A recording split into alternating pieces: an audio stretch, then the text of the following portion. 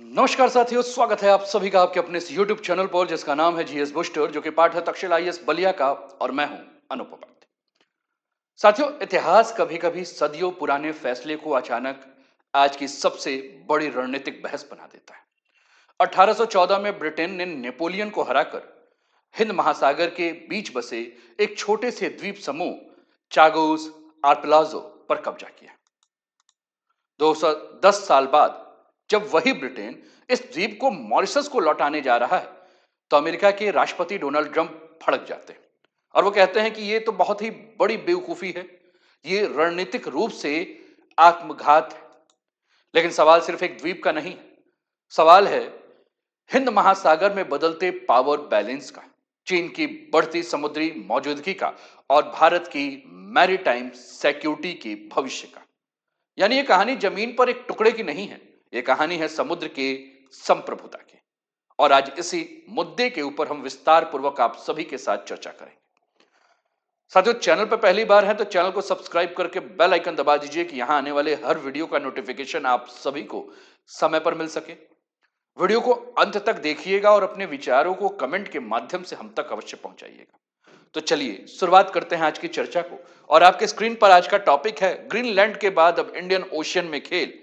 Trump गुस्से में है, मोदी शॉक हैं, Diego Garcia Indian ocean global power game का केंद्र बन चुका है। समाचार पत्रों ने सुर्खियों से समाचार को जो है वो बहुत प्रमुखता से अपनी सुर्खियां बनाया है। सीबीएस न्यूज लिखता है Trump U turn on UK Chagos island deal, claims it's another reason Greenland has to be acquired by US. PBS news लिखता है Trump slams UK deal to hand over Chagos island after the previously supported it. Reuters लिखता है Trump's call UK Chagos deal with Mauritius stupid and weak. चलिए चर्चा को आगे बढ़ाते हुए थोड़ा सा हम इसके पृष्ठभूमि यानी कि बैकग्राउंड में चलते हैं। लेकिन उसके पहले एक बार हम लोग मैप में देख सकते हैं कि ये लोकेशन कहां है। साथियों, ये आपके स्क्रीन पर आपको भारत दिख रहा है, ये ऑस्ट्रेलिया दिख रहा है, ये आपको इंडोनेशिया फिलीपींस का जो क्षेत्र है वो दिख रहा है, ये आपको अफ्रीका दिख रहा है ना, और ये आपको मेडागास्कर दिख रहा है। यहां है आपका चागोस, जो जिस पर हम लोग चर्चा कर रहे हैं, यानी कि भारत के लगभग 3,500 किलोमीटर दूर हिंद महासागर में। और इसी के ऊपर ये पूरी की पूरी कहानी है। और इसी चागोस पर डिएगो गार्सिया जो है, ये मालदीव दिख रहा है थोड़ा सा, और हम इसको क्लियर कर रहे हैं जिससे कि आपको इस पूरे न्यूज को समझना आपके लिए बहुत ही ज्यादा आसान हो जाएगा। यानी कि कुल मिलाकर अगर हम बात करें साथियों, तो इस समय हिंद महासागर जो है वो शतरंज की विषाद बैठा चुका है। इस समय हिंद महासागर जो है वो आपका चेस का जो है वो पूरा खेल है। साथियों, चागोस आइलैंड क्यों महत्वपूर्ण है, ये सबसे बड़ा प्रश्न आपके दिमाग में आ चुका होगा। चागोस आइलैंड साथियों हिंद महासागर के ठीक बीच में स्थित है, जैसे कि अभी हम लोगों ने मैप में देखा। हमने मैप में यह भी देखा कि एक तरफ अफ्रीका है, एशिया है, ऑस्ट्रेलिया है। यानी कि चागोस जो है वो अफ्रीका, एशिया और ऑस्ट्रेलिया के समुद्री रास्तों के मध्य में है। और यहां से तेल, व्यापार और सैन्य जहाजों का क्रूशियल चेक पॉइंट भी है। जो चागोस को कंट्रोल करेगा वही इंडियन ओशियन में अपना इंफ्लुएंस बढ़ाएगा। सन 1814 में ब्रिटेन का यहां कब्जा हुआ था। सन 1814 में ब्रिटेन ने नेपोलियन, जो कि फ्रांस के थे, उनको हराया था और उसके उपनिवेश को अपने नियंत्रण में ले लिया था। उसी प्रक्रिया में चागोस आइलैंड भी ब्रिटेन के कब्जे में चला गया और उस समय चागोस को मॉरिशस का डिपेंडेंसी माना जाता था, लेकिन इसकी अलग पहचान नहीं दी गई। 1965 में सबसे एक विवादित मोड़ आया कि 1965 में ब्रिटेन ने एक स्ट्रेटेजिक चाल चली, चागोस को मॉरिशस से अलग कर दिया और एक नया क्षेत्र बनाया जिसका नाम था BIOT, यानी कि ब्रिटिश इंडियन ओशियन टेरिटरी। अब यह सब मॉरिशस की स्वतंत्रता के ठीक पहले हुआ, यानी यह एक कॉलोनी को आजादी से पहले टुकड़ों में बांट दिया गया। आइए कुछ तस्वीरें हम देखें। और आपके स्क्रीन पर यह डियागो गार्सिया हिंद महासागर में मौजूद चागोस आइलैंड का हिस्सा है, जिस पर 210 साल से ब्रिटेन का जो है वो कब्जा है, लेकिन आज फिर से 210 साल बाद ये सुर्खियों में आ चुका है। कुछ और तस्वीरें भी देखें आप, और भी ध्यान से देख सकते हैं चागोस आइलैंड का लोकेशन। ये आप देखिए, चागोस आइलैंड मॉरिशस दोनों के बीच की दूरी जो है वो लगभग 2012 किलोमीटर है। ये मेडागास्कर दिख रहा है, ये अफ्रीका है, ये इंडियन ओशियन का क्षेत्र है, ये आपको इंडिया देखने को मिल रहा है। ये मैं बार बार इसलिए दिखा रहा हूं कि इससे आपको थोड़ा सा हर बात क्लियर हो जाए। हमने कहा कि पूरा का पूरा क्षेत्र बहुत रणनीतिक रूप से इंपॉर्टेंट है, क्योंकि यहां चाइना से लेकर अमेरिका से लेकर इंडिया सब यहां अपना इन्फ्लुएंस बढ़ाना चाहते हैं। ठीक। तो चलिए और भी आगे बातों को बढ़ाएं और बातों को बढ़ाते हुए चीजों को समझें। साथियों, सन 1968 में मॉरिशस स्वतंत्र हुआ, लेकिन चागोस उसे वापस नहीं मिला और यह इनकम्प्लीट डीकोलोनाइजेशन कहलाया जाता है। जब कोई देश स्वतंत्र हो जाए लेकिन उसका पूरा भूभाग उसको वापस ना करे। चागोस का सबसे महत्वपूर्ण द्वीप जिसको हमने देखा, जिसका नाम है डियोगो गार्सिया, यहीं पर अमेरिका ब्रिटेन की ज्वाइंट मिलिट्री बेस है और पूरे इंडियन ओशियन की निगरानी अमेरिका और ब्रिटेन इस द्वीप के माध्यम से कर रहा था, चाहे वो मिडिल ईस्ट की, चाहे अफ्रीका की, चाहे साउथ एरिया एशिया की। चाइना पर स्ट्रेटेजिक वॉच भी वो यहीं से कर रहा था। इंडो पैसिफिक स्ट्रेटजी का बैकबोन भी जो है वो यह क्षेत्र है और यही वजह है कि ब्रिटेन कभी भी चागोस छोड़ना नहीं चाहता था। सन 2019 में इंटरनेशनल कोर्ट ऑफ जस्टिस का एक बड़ा फैसला आया और 2019 में आईसीजे यानी कि इंटरनेशनल कोर्ट ऑफ जस्टिस ने कहा कि मॉरिशस को पूरी तरह से डीकोलोनाइज नहीं किया गया है। चागोस को अलग करना अंतरराष्ट्रीय कानून का उल्लंघन है। ब्रिटेन को जल्द से जल्द प्रशासन वहां से समाप्त करना चाहिए। साथियों, यह फैसला कानूनी रूप से एडवाइजरी था, लेकिन नैतिक और राजनीतिक दबाव बहुत ज्यादा था। सन 2024 और 25 की अगर हम बात करें तो आईसीजे और यूएन के दबाव के कारण यूके मॉरिशस एग्रीमेंट हुआ 2024-25 में और इस समझौते के दो हिस्से थे। पहला संप्रभुता के बारे में बात हुई और चागोस पर संप्रभुता ऑनरशिप यानी कि मॉरिशस को दिया गया। जब बात सुरक्षा की हुई, सिक्योरिटी की हुई, तो बात हुआ डियागो ग्रेशिया की। यूके के पास 99 साल की लीज पर यह क्षेत्र है, मतलब कागजों में मालिक मॉरिशस है लेकिन जमीन पर नियंत्रण यूके और यूएस का है और यह विवाद कानूनी कम और रणनीतिक ज्यादा है। सच, चागोस उपनिवेशवाद का अधूरा अध्याय भी है और 21वीं सदी की महाशक्ति राजनीति का केंद्र भी। अब अगला सवाल यही है कि क्या डोनाल्ड ट्रंप फिर से भड़क जाएंगे जैसे ग्रीनलैंड के मुद्दे को लेकर भड़के थे? चीन इसमें कहां से आ गया और भारत को इससे खतरा है या भारत के लिए मौका है? साथियों, डोनाल्ड ट्रंप ने, आपने देखा कि हमने एक न्यूज़पेपर की कटिंग पर जब चर्चा की थी तो हमने कहा था कि डोनाल्ड ट्रंप ने कहा कि देखिए भैया, ग्रीनलैंड हम इसीलिए ले रहे हैं क्योंकि हमको डर है कि कहीं भविष्य में जो काम ब्रिटेन चागोस को लेकर कर रहा है, मॉरिशस को वापस कर रहा है, कहीं ऐसा मत हो कि ग्रीनलैंड जो है, जो कि अभी डेनमार्क के हाथ में है, वो चाइना और रशिया के हाथ में ना चला जाए। फिर से हम देखते हैं, Trump U turns on UK Chagos island in claims it's another reason Greenland has to be acquired by US. समझ रहे हैं? यानी कि डोनाल्ड ट्रंप का जो डर है वो सीधा सा यही है कि उनको लगता है कि कहीं एक बार कोई ताकतवर देश पीछे हटा तो दुनिया उस देश को कमजोर समझने लगेगी। ट्रंप सोचते हैं कि अगर आज हमने चागोस को छोड़ा तो कल दूसरी जगहों को भी छोड़ने का दबाव हम पर बनेगा और धीरे धीरे ग्लोबल पावर इमेज जो है वो कमजोर हो जाएगा। ट्रंप को लगता है कि जैसे ही ब्रिटेन या अमेरिका नरमी दिखाएंगे, वैसे ही चाइना और रशिया इसे एक सिग्नल मान लेंगे और दबाव बनाने की रणनीति और भी ज्यादा तेज कर देंगे।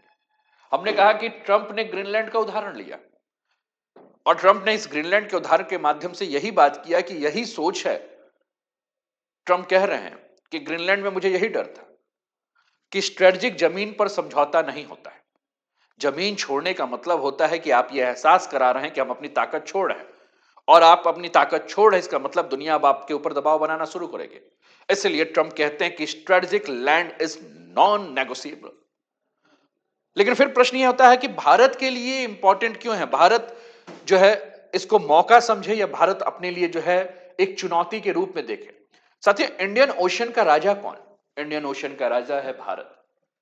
लेकिन भारत में ही अगर America, Britain, China Indian ocean में अपनी मजबूती दिखाएं तो कहीं ना कहीं भारत के लिए चुनौती भी हो सकती है। साथियों, यह मामला दिखने में ब्रिटेन मॉरिशस का लगता है, लेकिन असल में अगर हम बात करें तो सीधे सीधे ये भारत की सुरक्षा और हितों के ऊपर जो है इसका प्रभाव पड़ता है। हमने कहा कि एक क्षेत्र ऐसा है जहां से पूरा का पूरा सी रूट है। दुनिया भर के लगभग 40% तेल जो है वो इसी क्षेत्र से गुजरते हैं, यानी कि तेल का व्यापार इंडियन ओशन से होकर, और भारत का तेल भी इसी रास्ते से आता है। अगर इंडियन ओशियन किसी कारण से अस्थिर हुआ तो तेल महंगा हो जाएगा, सप्लाई में खतरा होगा, भारत की अर्थव्यवस्था के ऊपर सीधा असर पड़ेगा। चीन अगर इस क्षेत्र में अपनी मजबूती बनाता है, अगर डियागो ग्रेसिया पर यूएस और यूके की मौजूदगी मजबूत है, तो यह मौजूदगी चाइना की नेवल एक्सपेंशन पर ब्रेक लगाएगी। यानी कि चाइना इंडियन ओशियन में मनमानी नहीं कर पाएगा।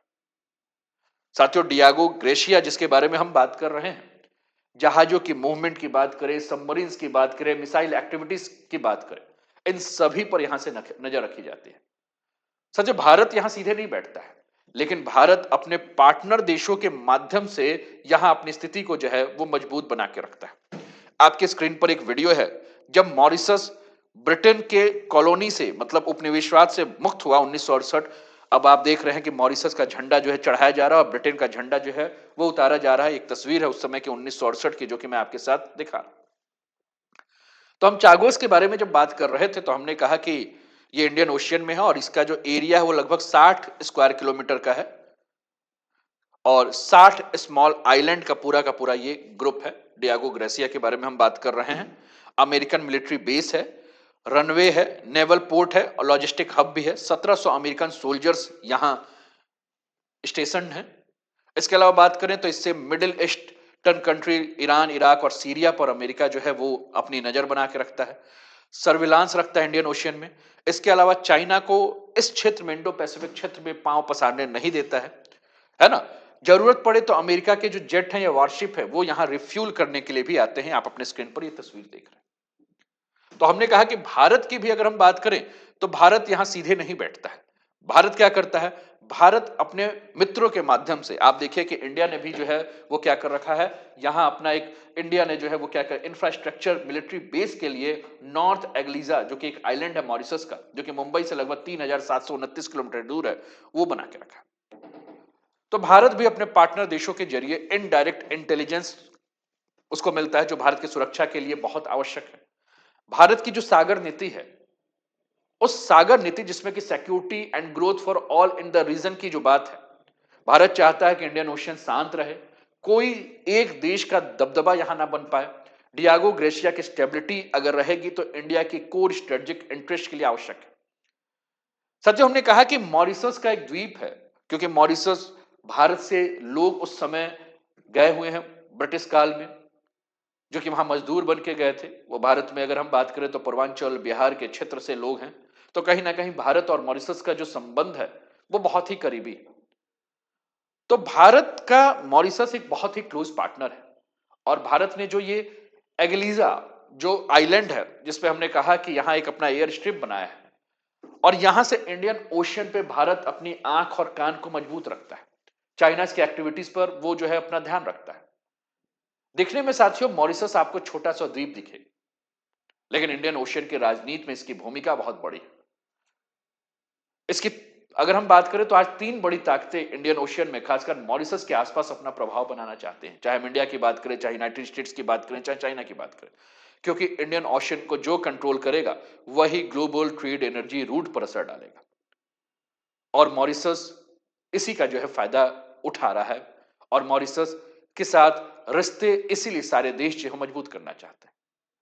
जैसा कि हमने कहा कि मॉरिशस भारत का ऐतिहासिक दोस्त है, भारत की सिक्योरिटी असिस्टेंस देता है, कोस्ट गार्ड देता है, रडार इंफ्रास्ट्रक्चर में भी मदद करता है और मिलकर दोनों का मकसद यही है कि हिंद महासागर को स्टेबल बनाया जाए, हिंद महासागर को फ्री बनाया जाए। यूएस से मॉरिशस के माध्यम से इंडियन ओशियन में अपनी मौजूदगी बनाना चाहता है, मॉरिशस को एक पार्टनर बनाना चाहता है डियागो गार्दिया की सुरक्षा और सप्लाई चेन से, क्योंकि ये जुड़ा हुआ है और चाइना को यहां रोकना चाहता है, क्योंकि जानता है कि अगर चाइना यहां घुसा, चाइना की जो बीआरआई प्रोजेक्ट है उसके माध्यम से पोर्ट बनाएगा, लोन बनाएगा, इंफ्रास्ट्रक्चर प्रोजेक्ट बनाएगा और धीरे धीरे इकोनॉमिक प्रेजेंस बढ़ाकर बाद में एक रणनीतिक रूप से जो है वह उस पर कब्जा कर लेगा, क्योंकि पहले भी चाइना ने कई जगह ऐसा किया है।